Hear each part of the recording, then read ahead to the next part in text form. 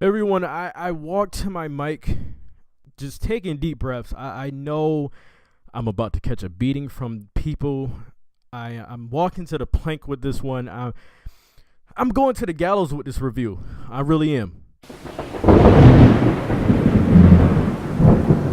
A Clockwork Orange is a Stanley Kubrick movie starring Malcolm McDowell that was released back in '71. Now, this movie is held in high praise by many people. It's an Oscar nominated film. Now, before I just talk about a few things this movie is about, trying to keep it short, as all my reviews, this is a non spoiler review here. But I did not like this movie. And just wait a minute now. I know before you dislike this or type in I did not understand the movie, just hear me out first, right? Just hear me out. Just listen, and afterwards you can dislike it if you need to. The movie people out there, the true movie people that seen this, you know who you are. I know you're gonna dislike this. Just wait 1 second. This movie's about our main character Alex, played by Malcolm McDowell, who is a teenager that is a leader of he's a leader of this small group of boys that loves to drink milk. They like to go out at night and cause violence and other criminal behavior over classical Beethoven music.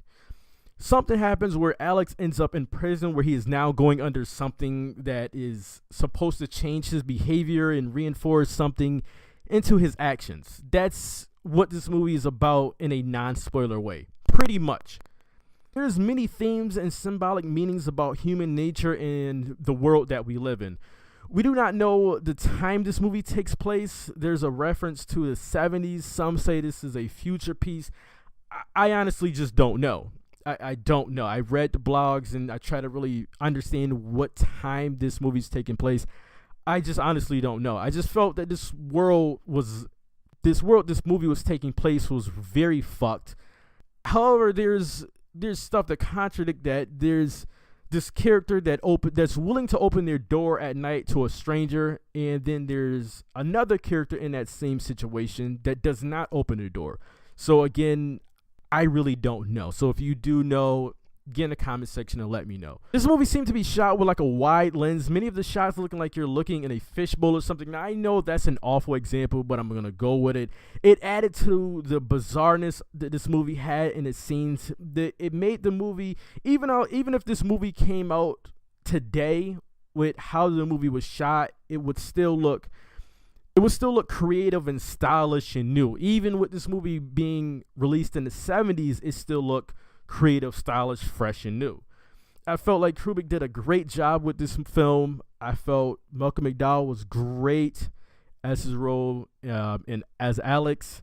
The stuff later on in this movie, around the end of the second act, third act, is some of the most sickening stuff I've seen in the movie. I felt I was actually getting sick to my stomach watching some of this stuff.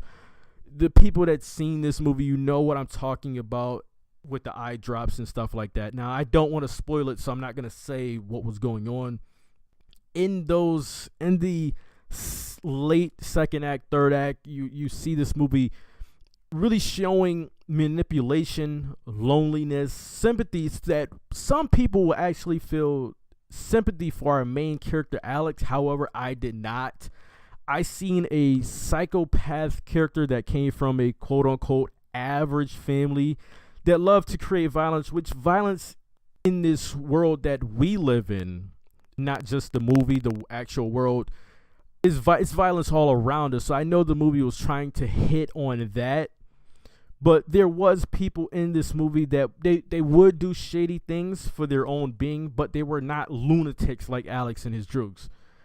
This movie has so many things that, being so bizarre, I think it took away the focus on some viewers, where some people will not care for what this movie is really trying to point out, especially with the tons of metaphors that this movie has, and it has a lot of them.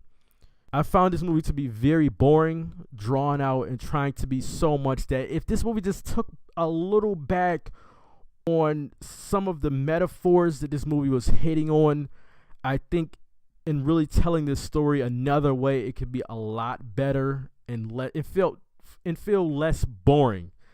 that I actually felt watching this movie. Now, I know I'm not supposed to dislike this movie as a movie person, and there will be movie people or movie snobs or whatever that will come and destroy me for not liking this movie.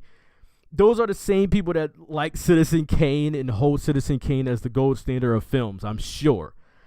This movie is just an example of it's just a clear example of you either like it or hate it. This movie is the example of that saying.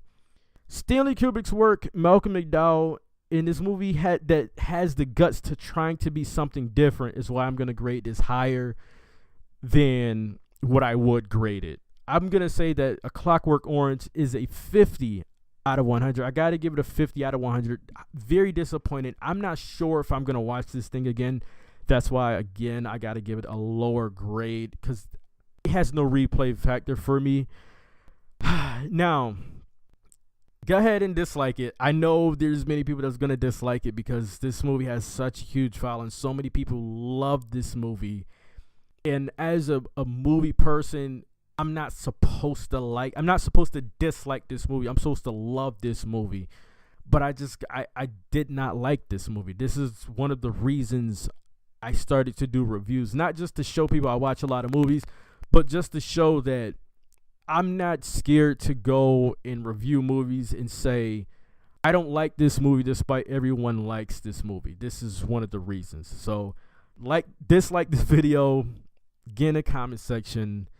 Tell me how much I did not understand this movie. Tell me how much, whatever you got to say.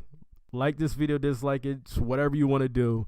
Check out the playlist for other movie reviews and sports content. Until the next video, guys, I'm out.